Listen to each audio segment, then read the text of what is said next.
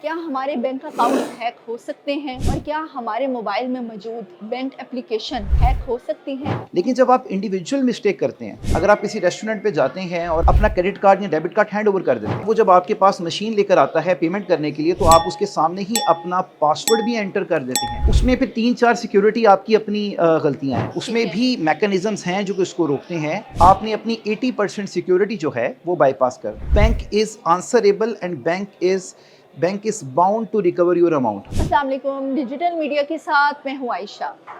क्या हमारे bank accounts hack हो सकते हैं और क्या हमारे मोबाइल में मौजूद बैंक एप्लीकेशन हैक हो सकती हैं? आइए जानते हैं cyber security expert Umar Zeb Khan से।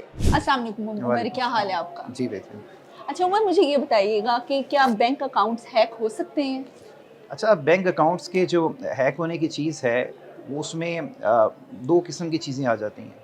एक आ जाता है कि बैंक्स के अपने लेवल पे कोई मिस्टेक होना, और एक है इंडिविजुअल मिस्टेक्स।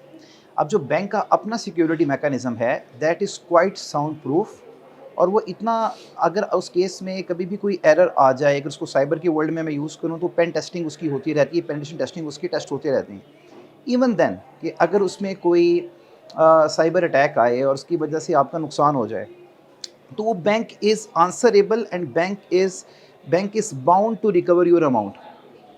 लेकिन जब आप इंडिविजुअल मिस्टेक करते हैं, तो जब इंडिविजुअल मिस्टेक क्या हो सकती है, जैसे मैंने एक एग्जांपल आपको छोटी सी दूंगा कि आपके पास बैंक की तरफ से जो चीज़ मौजूद है जिसके ज़रिए आप ट्रांजैक्शंस करते हैं, वो आपका डेबिट कार्ड है या आपका क्रेडिट कार्ड है।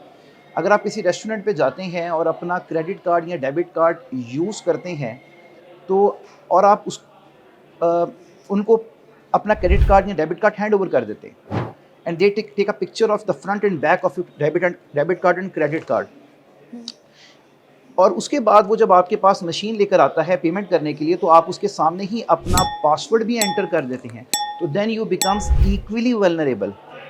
उसमें ठीक है। भी मैकेनिज्म्स हैं जो कि उसको रोकते हैं, बट आपने अपनी 80% सिक्योरिटी जो है वो बाईपास कर दी।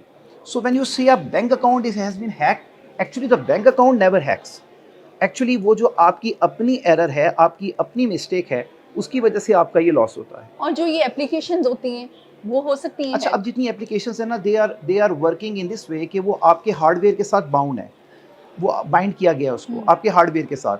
अब अगर आप अपना हार्डवेयर लूज कर दें, फिर आपके उसमें फिर 3-4 सिक्योरिटी आपकी अपनी गलतियां हैं कि आपका किसी को आपने अपना कोड खोल के किसी को पकड़ा दिया है, उसके बावजूद भी ट्रांजैक्शन जब हो रही है, तो वो आपको बैंक एक दफ़ा OTP भेजता है। अब वो सिम भी उसी मोबाइल के अंदर है, तो ज़ाहिर बात है कि वो हो सकता है।